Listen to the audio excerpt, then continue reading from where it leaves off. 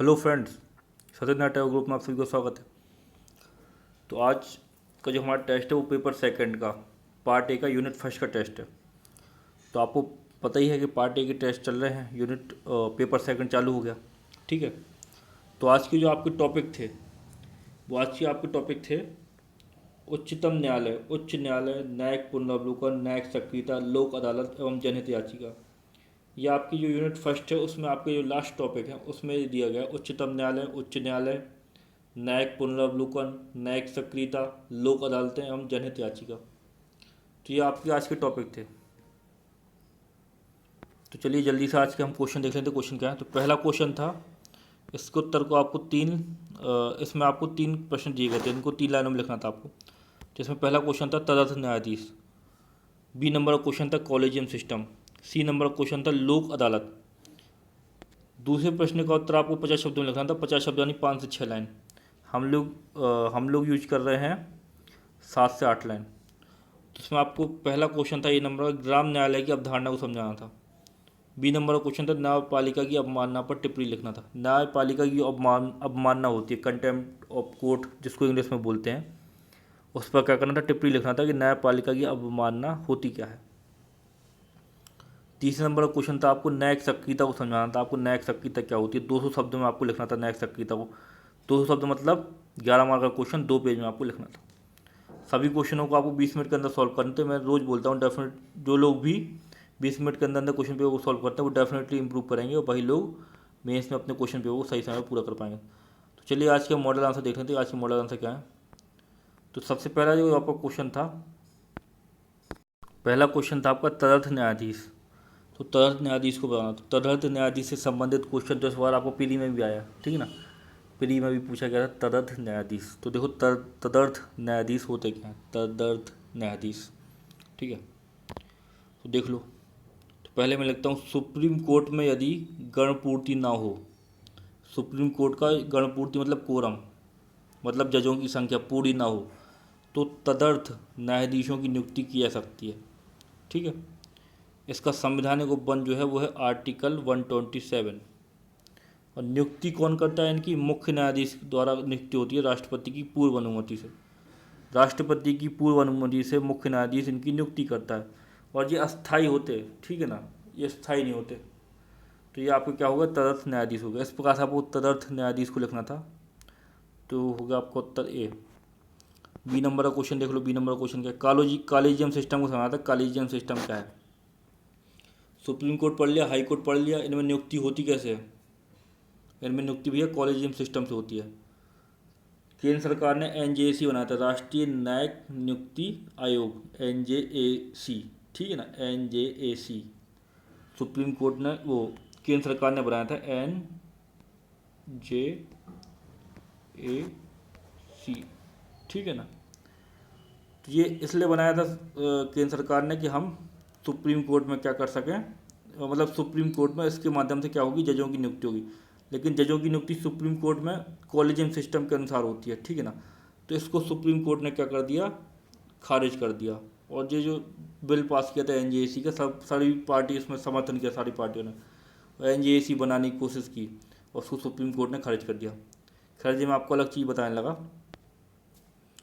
तो collegium system, तो collegium system होता क्या है? तो कॉलेजियम सिस्टम से वर्तमान में हाई कोर्ट और सुप्रीम कोर्ट में जजों की नियुक्ति होती है, ठीक है ना। उनकी पदोन्नति करता है वो, उनकी तबादलों की सिफारिश करता है। तो कॉलेजियम सिस्टम क्या है? तो कॉलेजियम सिस्टम सुप्रीम कोर्ट के चीफ जस्टिस और वरिष्ठ जजों का एक फोरम है। इसको आप क्या बोल सकते हैं? एक फोरम है जी, चीफ जस्टिस और वरिष्ठ जजों का।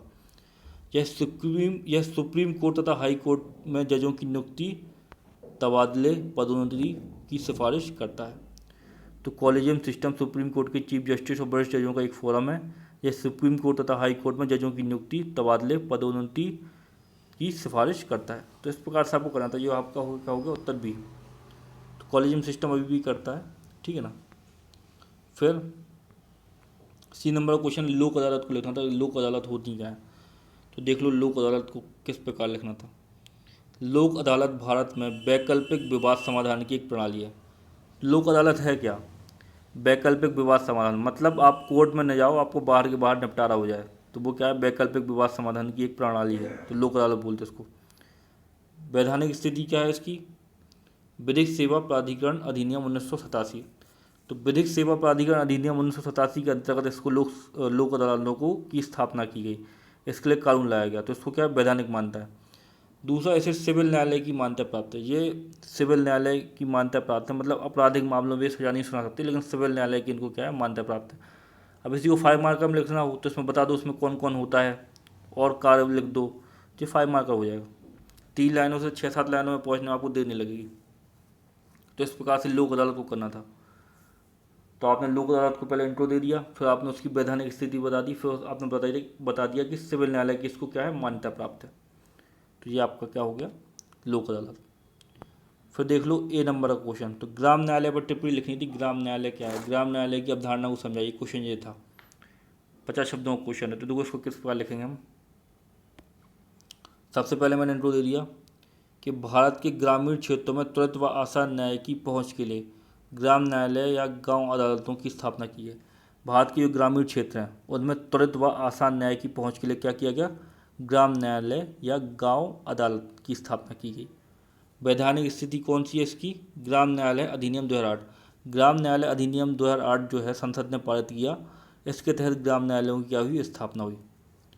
विशेषता क्या है ग्राम न्यायालयों की? विशेषता देख लो ग्राम न्यायालयों की क्या होती।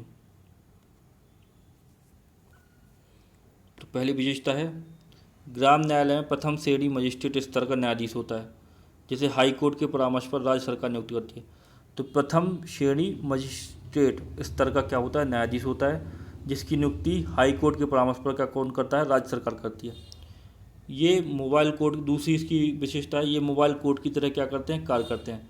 अब अपने अधिकार क्षेत्र में आने वाले गाँवों में अदालत कर विवादों का समाधान करते हैं। ये क्या होते हैं? मोबाइल कोर्ट की तरह चलते हैं। अपने अधिकार क्षेत्र में जो गांव होते हैं वहाँ पर ये अपनी अदालत कर विवादों का समाधान करते, एक चौपाल टाइप की लगाते। कम गंभीरता के सिविल तथा आपराधिक मामलों की सुनवाई कर सकते हैं। जो ग्राम अदालतें हैं वो कम गंभीरता के सिविल तथा आपराधिक मामलों की सुनवाई कर सकती है। ठीक। अब एक नोट करके डाल दिया मैंने, तो आप इसको चौथा पॉइंट बना सकते थे। यहाँ पर नोट लिखा, आप इसको चौथा पॉइंट बना लो। ग्राम न्यायालय के निर्णय के विरुद्ध जिला न्यायाधीश पर अपील की जा सकती है। ग्राम न्यायालय का जो निर्णय है उसके विरुद्ध जिला न्यायाधीश के पास क्या की जा सकती है? अपील की जा सकती है। तो ये आपका हो गया ग्राम न्यायालय। इतने लिख पाओगे आप 5 से 6 लाइनों में। ठीक है, ज़्यादा ही है, ये 6 लाइन से भी ज़्यादा है। फिर देख लो उत्तर बी। उत्तर बी था आपका, न्यायपालिका की अवमानना पर टिप्पणी लिखना था। न्यायपालिका की जो अवमानना होती है उस पर क्या करिए? टिप्पणी लिखिए। कंटेम्प्ट ऑफ कोर्ट, अभी प्रशांत भूषण पर अभी हाल ही में लगा था कंटेम्प्ट ऑफ कोर्ट, फिर 1 रुपये का जुर्माना देकर छोड़ दिया सुप्रीम कोर्ट ने। खरी खोटी सुनाई और उसके बाद में छोड़ दिया। उन्होंने, प्रशांत भूषण ने कोई टिप्पणी कर दी थी चीफ जस्टिस ऑफ इंडिया के ऊपर। तो ये सब चीज़ें हैं, तो देख लो। न्यायपालिका की अवमानना से आशा है जानबूझकर उसकी गरिमा या प्रतिष्ठा को ठेस पहुंचाना या उन पर आरोप लगाना।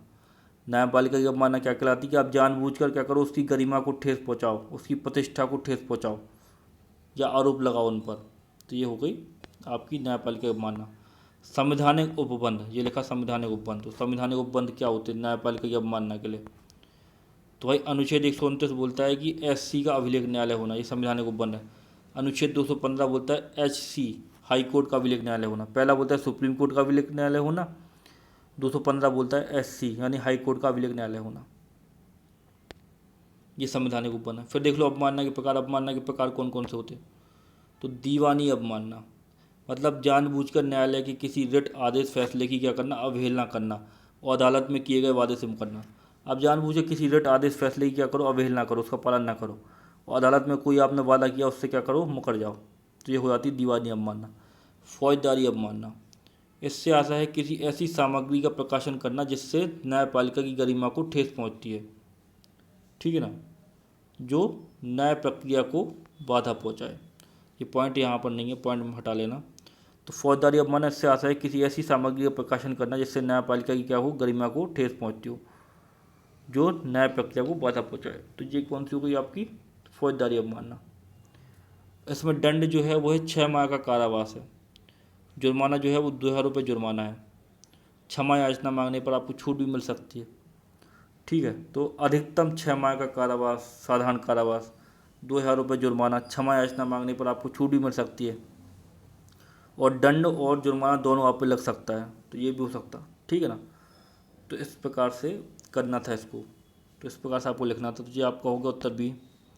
फिर देख लो उत्तर नंबर 3। इसमें आपको समझाना था न्यायिक सक्रियता को, समझाना था कि न्यायिक सक्रियता होती क्या है। तो सबसे पहले न्यायिक सक्रियता का आपको क्या करना था, एक इंट्रो देना था कि न्यायिक सक्रियता होती क्या है। तो इंट्रो देख लो, इंट्रो क्या क्या लिखा है मैंने। तो न्यायिक सक्रियता की क्या है, अवधारणा अमेरिका से पैदा हुई है और विकसित हुई है। भारत में न्यायिक सक्रियता का सिद्धांत 1970 के दशक में आया था, ठीक है। थोड़ी बहुत जो ग्रामेटिकल मिस्टेक होती है ना, थोड़ी बहुत लिखी रहती है, उसको आप लोग अपने अनुसार सही कर लिया करो। क्या होता है, कई बार टाइपर्स जो होते हैं वो गलतियां कर देते हैं, तो आप उसको अपने अनुसार सही कर लिया करो, ग्रामेटिकल मिस्टेक पर ज़्यादा ध्यान मत दिए। तो न्यायिक सक्रियता की अवधारणा अमेरिका से पैदा हुई है और विकसित हुई है। भारत में न्यायिक सक्रियता का सिद्धांत 1970 के दशक में आया था, ठीक है भाई। फिर न्यायिक सक्रियता से आशय है नागरिकों के अधिकार के संरक्षण के लिए तथा समाज में न्याय को बढ़ावा देने के लिए न्यायपालिका द्वारा आगे बढ़कर भूमिका लेने से। तो एक इसकी एक डेफिनेशन बनती है कि न्यायिक सक्रियता से आशय है कि न्यायपालिका आगे आए नागरिकों के अधिकार के संरक्षण के लिए, समाज में न्याय को बढ़ावा देने के लिए, तो उसको बोलते हैं न्यायिक सक्रियता। खुद एक्टिव हो जाए वो, समझ रहे आप, न्यायपालिका जो है वो खुद एक्टिव हो जाए, तो उसको बोलते हैं क्या है, न्यायिक सक्रियता। दूसरे शब्दों में इसका अर्थ है न्यायपालिका द्वारा सरकार को अपने संवैधानिक दायित्वों को पालने के लिए बाध्य करना। और दूसरे शब्दों में इसका अर्थ होता है कि न्यायपालिका सरकार को उसके जो दायित्व हैं, संवैधानिक दायित्व हैं जो सरकार के, उसका पालन करने के लिए क्या करे, बाध्य करे। तो ये क्या है, न्यायिक सक्रियता है। अब न्यायिक सक्रियता एक कारण देख लो कि न्यायिक सक्रियता की जरूरत क्यों हुई, या न्यायिक सक्रियता क्यों दिखाई सुप्रीम कोर्ट ने, ठीक है, न्यायपालिका ने। तो देखो कारण है इसके कार्यपालिका की निष्क्रियता। कार्यपालिका क्या है, निष्क्रिय है, तो न्यायिक सक्रियता का भाई होना जरूरी है। न्यायिक सक्रियता, सुप्रीम कोर्ट कुछ ना कुछ तो करेगा यदि कार्यपालिका निष्क्रिय है। जैसे अभी जो आपका जो किसान आंदोलन चल रहे थे, ठीक है, सरकार किसानों की सुन नहीं रही, किसान आंदोलन चल रहे हैं, ठीक है। तो सुप्रीम कोर्ट क्या हुआ, आगे आया। सुप्रीम कोर्ट ने सरकार से पूछा कि भाई आंदोलन का आप कर क्या रहे हो। फिर सुप्रीम कोर्ट ने मध्यस्थता की बात कही। सुप्रीम कोर्ट ने सरकार से बोला और किसानों से बोला कि हम मध्यस्थता कर सकते हैं आपके बीच में, ठीक है ना। तो ये न्यायिक सक्रियता का एक उदाहरण है, ठीक है। फिर दूसरा कारण क्या होता है न्यायिक सक्रियता की, कार्यपालिका की उदासीनता। कार्यपालिका उदासीन है, स्वेच्छाचारिता उनकी, अपनी मनमर्जी कर रहा है, नागरिकों के अधिकारों का क्या कर रहा है, हनन कर रहा है। सरकार की अनुशासनहीनता, सरकार अनुशासनहीनता कर रही है, उद्दंडता कर रही है। भ्रष्टाचार, भ्रष्टाचार भी एक प्रमुख कारण है न्यायिक सक्रियता का, ठीक है ना। स्वतः संज्ञान ले लेती है सुप्रीम कोर्ट। तो ये सब चीज़ें हैं कारण। अब भारत में जो न्यायिक सक्रियता है उसकी अवधारणा को न्यायालय द्वारा 3 तरह से प्रयोग किया था। अब न्यायिक सक्रियता जो है उसकी अवधारणा को न्यायालय क्या करता है, 3 तरीके से प्रयोग करता है। तो पहला तरीका है PIL के माध्यम से। PIL क्या होता है, पब्लिक इंटरेस्ट लिटिगेशन। PIL को दाखिल करता है कोई इंसान और कोर्ट फैसला करती है कि उस केस को हमें सुनना है कि नहीं सुनना। आपने जॉली LLB 2 देखी होगी, अक्षय कुमार की मूवी है, उसमें वो क्या करता है, PIL दाखिल करता है एक IPS के ऊपर, फर्जी एनकाउंटर के ऊपर, फिर कोर्ट उसकी क्या करती है, सुनवाई करती। तो ये PIL। फिर दूसरे नंबर का हो गया, PIL को मैंने लिखा नहीं है, देखो है ना, आप 2 3 4 लाइनों में इसको लिख लेना PIL को। तो PIL एक तरीका है, ठीक है ना, 3 तरह से प्रयोग करती है न्यायपालिका न्यायिक सक्रियता को, PIL के माध्यम से। दूसरा क्या है, संविधान की व्याख्या के माध्यम से। तो देख लो संविधान की व्याख्या। विगत कई वर्षों से न्यायपालिका द्वारा संविधान की कई तरीके से क्या की गई, मौलिक व्याख्या की गई। इस तरह के मौलिक व्याख्याओं से संविधान के विभिन्न अनुच्छेदों ने इतना व्यापक अर्थ ग्रहण कर लिया कि कार्यपालिका को कार्य करने हेतु बाध्य होना पड़ा है। तो जो कई सारे अनुच्छेद हैं, जैसे प्राण एवं दैहिक स्वतंत्रता का अधिकार हो गया, तो उसको क्या कर दिया, उसको न्यायपालिका ने इतनी ज़्यादा उसकी व्याख्या कर दी। संविधान का व्याख्याकार कौन है, न्यायपालिका है। न्यायपालिका ने इतनी ज़्यादा व्याख्या कर दी उसकी कि उसने बहुत सारे व्यापक अर्थ ग्रहण कर लिए प्राण एवं दैहिक स्वतंत्रता के अधिकार ने, आर्टिकल 21, ठीक है ना। तो अब उसने बहुत सारी बता दे डायमेंशन बता दिए कि भाई काम का अधिकार भी उसके अंतर्गत है, शिक्षा का अधिकार भी उसके अंतर्गत है, एकांत का अधिकार भी, राइट टू प्राइवेसी भी उसी के अंतर्गत आता, विदेश जाने का अधिकार भी इसी के अंतर्गत आता। तो सरकारों को क्या करना पड़ा, फिर उससे संबंधित नियम बनाने पड़े। तो ये संविधान की व्याख्या करके भी करता है। जैसे उदाहरण मैंने लिखा है अनुच्छेद 21, जीवन के अधिकार के तहत काम का अधिकार, शिक्षा का अधिकार, एकांत का अधिकार, विदेश जाने का अधिकार, ये सब चीज़ें। तो पहली वही पीआईएल के माध्यम से, दूसरा है संविधान की व्याख्या के माध्यम से, तीसरा है कार्यपालिका में सीधे हस्तक्षेप द्वारा, सीधे हस्तक्षेप करना। न्यायिक सक्रियता के माध्यम से कई बार कार्यपालिका के कार्य में सीधा हस्तक्षेप करती है सुप्रीम कोर्ट। उदाहरण, सुप्रीम कोर्ट द्वारा कृषि कानूनों पर केंद्र सरकार और किसानों के बीच मध्यस्थता का सुझाव।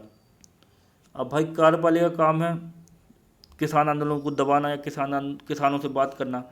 सुप्रीम कोर्ट आगे आ रही, सुप्रीम कोर्ट सरकार को फटकार लगा रही, पूछ रही सरकार से भाई अब कर क्या रहे हो, किसान इतने दिनों से बैठे हुए हैं, ठीक है ना। मध्यस्थता की बात कर रही है, दोनों के बीच हम मध्यस्थता करते हैं। ये क्या न्यायिक सक्रियता का उदाहरण है। और जो तीसरी आप हेडिंग लिखी है आपने, कार्यपालिका के कार्यों में सीधा हस्तक्षेप है ये, तो ये हो गया आपका। तो ये आपकी तीसरी हेडिंग होगी। तो इन तीन तरीकों से पीआईएल, संविधान की व्याख्या और कार्यपालिका में सीधे हस्तक्षेप द्वारा न्यायिक सक्रियता को न्यायपालिका करती है।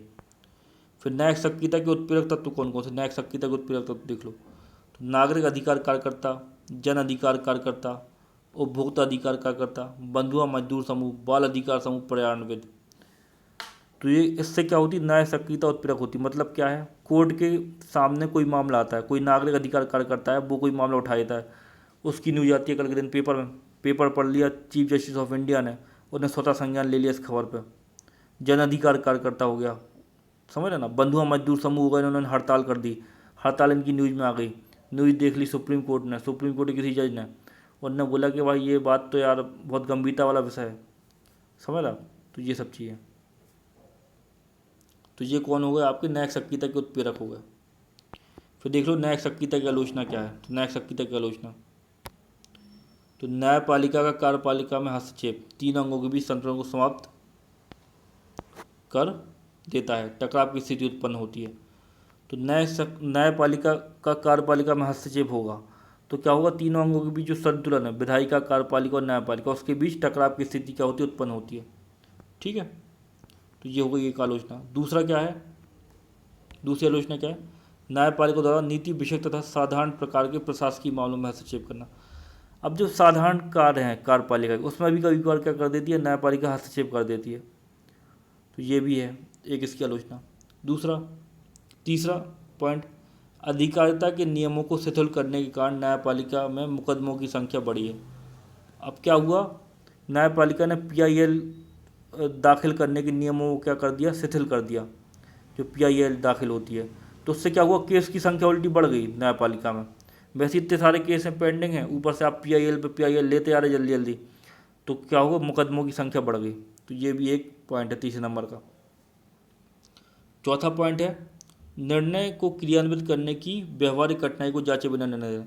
निर्णय जो है उसको क्रियान्वित करने की व्यवहारिक कठिनाई को जांचे बिना निर्णय देना, ठीक है। उदाहरण के लिए SC/ST एक्ट, आपने देखा होगा अभी SC/ST एक्ट के संबंध में सुप्रीम कोर्ट ने निर्णय दिया था, ठीक है ना, कि पहले जांच होगी उसके बाद गिरफ्तार किया जाएगा। सुप्रीम कोर्ट ने बोला था कि SC/ST एक्ट में पहले क्या की जाएगी, यदि कोई रिपोर्ट आती है तो उसकी क्या की जाएगी, जाँच की जाएगी। और सुप्रीम कोर्ट ने ये क्यों बोला, सुप्रीम कोर्ट ने ये इसलिए बोला क्योंकि बहुत सारे फर्जी मामले SC/ST एक्ट से संबंधित फर्जी मामले सुप्रीम कोर्ट में गए, ठीक है ना। सुप्रीम कोर्ट में गए, सुप्रीम कोर्ट ने देखा कि यार ये तो बहुत सारे फर्जी मामले बन रहे हैं SC/ST एक्ट के, ठीक है ना। तो उनको कम करने के लिए सुप्रीम कोर्ट ने बोला कि भाई आज के दिनों में ये क्या कहते हैं स्थिति है, तो एक ऐसा होगा कि DSP लेवल का अधिकारी वो क्या करेगा, कोई रिपोर्ट आती है तो पहले उस रिपोर्ट की क्या करेगा, जाँच करेगा। अब इन्होंने ये निर्णय दे दिया। अब ये निर्णय इन्होंने ना कार्यपालिका से डिस्कस नहीं किया, कार्यपालिका जो केंद्र सरकार है। तो क्या हुआ, SC/ST एक्ट में जो इन्होंने निर्णय दिया, चेंजेस कर दिए, इसके खिलाफ बहुत सारे धरना प्रदर्शन हुए, कई जगह दंगे भड़ गए, ग्वालियर जैसे शहरों में दंगे हो गए, बहुत विरोध प्रदर्शन हुआ। बाद में क्या किया, सरकार ने न्यायपालिका के कानून को क्या कर दिया, रद्द कर दिया और फिर से वही क्लॉज को जोड़ दिया, ठीक है ना। बाद में सुप्रीम कोर्ट ने हालांकि इस पर सुप्रीम कोर्ट ने बोला कि ये उसकी गलती थी, बाद में उसने खुद अपने उसको निर्णय को क्लियर किया। तो ये वो वाला मामला लिखा है, अभी आपने देखा होगा 2019 के समय की बात है शायद, तो SC/ST एक्ट वाला मामला, तो ये वो वाला मामला लिखा। तो ये मैंने आपको समझाने के लिए इसमें लिख दिया, आप ऐसे छोटे रूप में लिख सकते, ठीक है ना। तो ये आपकी हुई क्या हुई, आलोचना हो गई। फिर लास्ट में आपको लिख देना है, अब यहाँ पर देखो हम गलत लिखा है, हा आदमा, ठीक है ना। तो इसको सही को, ग्रामेटिकल मिस्टेक को सही कर लिया करो। अतः हम कह सकते, लास्ट में क्या कर दो, निष्कर्ष लिख दो।